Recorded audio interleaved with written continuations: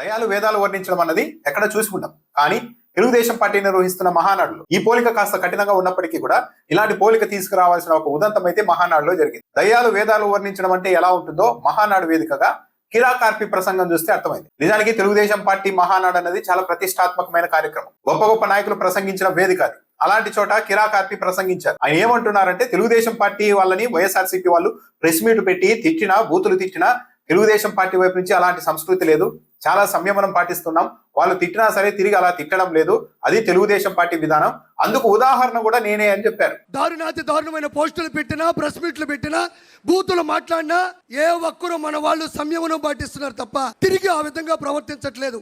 దానికి ఉదాహరణ నేనే. అంటే వైసీపీ వాళ్ళు బూతులు తిడుతుంటే అలాంటి వాళ్ళం చాలా సంయమనం పాటిస్తున్నామని కిరాకార్పి చెప్తున్నారు. కిరాకార్పి అనే వ్యక్తి మహానాడు వేదికగా మాట్లాడటం ద్వారా తెలుగుదేశం పార్టీ ఒక సైద్ధాంతిక సంక్షోభాన్ని ఎదుర్కొంటోందా అన్న అభిప్రాయానికి అయితే అవకాశం ఇచ్చారు. కిరాకార్పి అనే వ్యక్తి మాట్లాడినంత దారుణంగా ఈ ఏపీ చరిత్రలో ఎవరు మాట్లాడి ఉండరు. డైరెక్ట్ గా వైసీపీ మహిళా నాయకురాలను ఉద్దేశించి ఏం మాట్లాడారో జగమంతా చూశారు. తిరుమల లడ్డు మీద కిరాకార్పి అనే వ్యక్తి చేసినంత దారుణమైన నీచమైన కామెంట్లను ఇప్పటి వరకు ఎవరు చేయలేదు, ఇక చేసే అవకాశం కూడా లేదు. అలాంటి వ్యక్తి మహానాడు వేదికగా ఆత్మవంచనతో మొత్తం పెద్ద పెద్ద సీనియర్ నాయకులు చూస్తూ ఉండగానే మేము బూతులు తిట్టలేదు, చాలా సంయమనం పాటించాం, అందుకు నేనే ఉదాహరణ అని చెప్తున్నారంటే తెలుగుదేశం పార్టీ మహానాడు వేదికగా ఎవరిని ప్రోత్సహిస్తోంది అన్నది ఇక్కడే అర్థమైపోతుంది. దాంతోపాటు మహానాడు వేదికగా తెలుగుదేశం పార్టీ చంద్రబాబు నాయుడు గారిని మెల్లగా ఫేడ్ అవుట్ చేయబోతున్నాము అన్న సంకేతాలు ఇస్తోందా? తెలుగుదేశం పార్టీ మీడియా ఈ రోజు మహానాడుకి ఇచ్చిన కవరేజ్ లో చంద్రబాబు నాయుడు గారి కంటే నారా లోకేష్ గారికి ఎక్కువ ప్రాధాన్యత ఇచ్చారు. నారా లోకేష్ గారి వ్యాఖ్యల్ని బ్యానర్ గా ప్రచురించారు, చంద్రబాబు నాయుడు గారి వ్యాఖ్యల్ని ఒక మూలన ఇచ్చేశారు. అంటే దీన్ని బట్టి మెల్లగా నారా లోకేష్ ను పైకి తీసుకొస్తూ చంద్రబాబు నాయుడు గారిని ఫేడ్ అవుట్ చేసే ప్రణాళిక తెలుగుదేశం పార్టీలో మొదలైందా అన్న అభిప్రాయం కూడా కలుగుతుంది. దాంతో పాటు మహానాడు సందర్భంగా తెలుగుదేశం పార్టీ నాయకులు పత్రికల్లో ఇచ్చిన ప్రకటనలు చూసినా కూడా చంద్రబాబు నాయుడు గారి కంటే నారా లోకేష్ గారికి ఆ పత్రికల్లో ప్రకటనల్లో ప్రాధాన్యత ఎక్కువగా ఉంది. ఎన్టీఆర్ వర్ధంతి జయంతి సందర్భంగా మాత్రమే వినిపించే మాటని ఈసారి కూడా చంద్రబాబు నాయుడు గారు వినిపించారు. ఎన్టీఆర్ కు భారతరత్న ఇవ్వాలి కేంద్ర ప్రభుత్వాన్ని నేను కోరుతా అని చెప్పారు.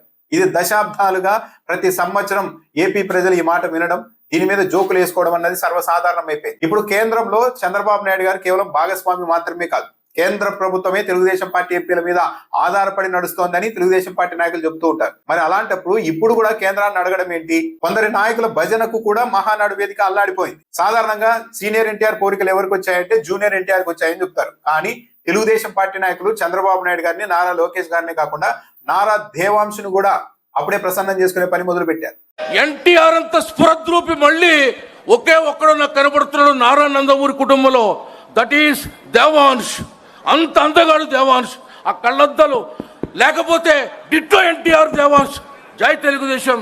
తెలుగుదేశం పార్టీ ప్రాధాన్యతలు ఇవన్నీ కాకుండా గతంలో తరహాలో కాకుండా మహానాడు అన్నది కేవలం వ్యక్తుల భజనకు వేదిక అయ్యింది. ఆత్మశుద్ధి, పరనింద, దీని మీదే నడుస్తోంది మహానాడు అన్నది చాలా క్లియర్ గా అర్థమవుతోంది. ఇక మహానాడు అన్నది తెలుగుదేశం పార్టీకి ఒక పెద్ద పండగ అని చెప్పుకుంటూ ఉంటారు. కానీ ఇలాంటి పండగ పూట హ్యాపీగా ఉండాల్సిన తెలుగుదేశం పార్టీ నాయకులు హ్యాపీగా ఉన్నారా లేదా అన్నది వాళ్ళ ప్రసంగాలను బట్టి అర్థమవుతోంది. అధినాయకుడు నుంచి నారా లోకేష్ నుంచి చిన్న చిన్న నాయకుల వరకు అందరూ కూడా జగన్మోహన్ రెడ్డి చుట్టూనే తమ ప్రసంగాల్ని కేంద్రీకరించారు.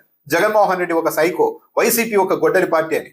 నిజంగానే మహానాడు అన్నది తెలుగుదేశం పార్టీ కార్యకర్తలకు, నాయకులకి ఆనందాన్ని పంచే పండుగ అయితే ఇలా జగన్మోహన్ రెడ్డి నామస్మరణ ఎందుకు చేస్తున్నారు? తాము పండుగ చేసుకుంటున్నామని చెప్పుకుంటున్నప్పటికీ వాళ్ళు మానసికంగా పండుగ చేసుకునే స్థితిలో లేరు అన్నది అర్థమవుతోంది. భవిష్యత్తు మీద జగన్ అనే ఒక బెంగ తెలుగుదేశం పార్టీ నాయకత్వాన్ని మొత్తం వెంటాడుతోంది అన్నది మొత్తం ప్రతి నాయకుడు, ప్రతి కార్యకర్త జగన్మోహన్ రెడ్డిని టార్గెట్ గా చేసుకుని ప్రసంగాలు చేయడం బట్టి అర్థమవుతోంది. 2014-19 మధ్య తెలుగుదేశం పార్టీ అధికారంలో ఉన్నప్పుడు ఏ స్లోగన్స్ అయితే వినిపించారో మళ్ళీ ఈసారి కూడా అదే స్లోగన్స్ తెలుగుదేశం పార్టీ నాయకులు వినిపించారు. తెలంగాణతో పాటు అండమాన్ లో కూడా తెలుగుదేశం పార్టీని బలోపేతం చేస్తామని నారా లోకేష్ గారు ప్రకటించారు. నిజానికి ఈ మాట ఇప్పటిది కాదు. 2015-16 మహానాడుని పరిశీలిస్తే అప్పుడు ఏకంగా తీర్మానాలు చేశారు.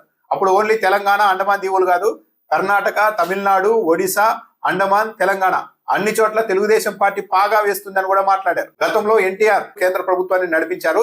మనం కూడా పక్క రాష్ట్రాల్లో విస్తరించి అక్కడ కూడా ఎంపీ సీట్లు గెలిచి, ఎమ్మెల్యే సీట్లు గెలిచి మనం ఒక జాతీయ పార్టీ పాత్రను కేంద్రంలో పోషించాలని అప్పట్లో తీర్మానాలు చేశారు. ఆ ప్రణాళికలో భాగంగానే తెలుగుదేశం పార్టీ జాతీయ పార్టీ కాకపోయినప్పటికీ కూడా కేవలం తెలంగాణ, ఆంధ్రాకు అప్పట్లో పరిమితమైన పార్టీ అయినప్పటికీ కూడా జాతీయ పార్టీగా తెలుగుదేశం పార్టీనే ప్రకటించేసుకొని జాతీయ అధ్యక్షుడిగా చంద్రబాబు నాయుడు గారిని ఎంపిక చేసుకున్నారు. నిజానికి రూల్స్ ప్రకారం ఇప్పటికీ కూడా టీడీపీ అన్నది నాడు నేడు ఎప్పుడూ కూడా జాతీయ పార్టీ కానే కాదు. అలా జాతీయ పార్టీగా అవతరిస్తామని సొంతంగా జాతీయ అధ్యక్షుడిని ప్రకటించుకున్న తర్వాత విస్తరించడం సంగతి పక్కన పెడితే తెలంగాణలో తెలుగుదేశం పార్టీ దాదాపు మూసివేతకు గురైంది. పదే పదే అండమాన్ నికోబార్ దీవుల్లో మేము బలపడతామని ఎందుకు తెలుగుదేశం పార్టీ నాయకులు చెప్తున్నారంటే అప్పుడు ఎప్పుడో 2 వార్డుల్లో అక్కడ తెలుగుదేశం పార్టీ అభ్యర్థులు విజయం సాధించారు. స్థానిక రాజకీయ ఈక్వేషన్ల కారణంగా, స్థానిక అభ్యర్థుల ప్రభావం కారణంగా. దాని కారణంగా మేము అండమాన్ దీవుల్లో కూడా విస్తరిస్తామని చెప్తూ ఉంటుంది తెలుగుదేశం పార్టీ. ఏదైనా ఒక పార్టీ జాతీయ పార్టీ హోదా సాధించాలి అంటే కనీసం 4 రాష్ట్రాల్లో ప్రాంతీయ పార్టీగా గుర్తింపు ఉండాలి. ఇప్పుడు ఒక ఏపీలో మాత్రమే తెలుగుదేశం పార్టీగా గుర్తింపు ఉంది.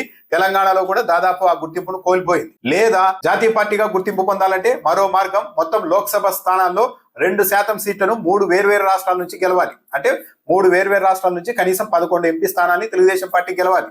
కానీ ఇప్పుడు ఒక ఏపీలో మాత్రమే తెలుగుదేశం పార్టీ ఎంపీలు ఉన్నారు. ఎక్కడా ఏ రాష్ట్రంలో కూడా ఎంపీలు లేరు. కాబట్టి ఆ కోటాలో ఆ విధంగా కూడా జాతీయ పార్టీ గుర్తింపు పొందడం అన్నది కూడా సాధ్యం కాదు.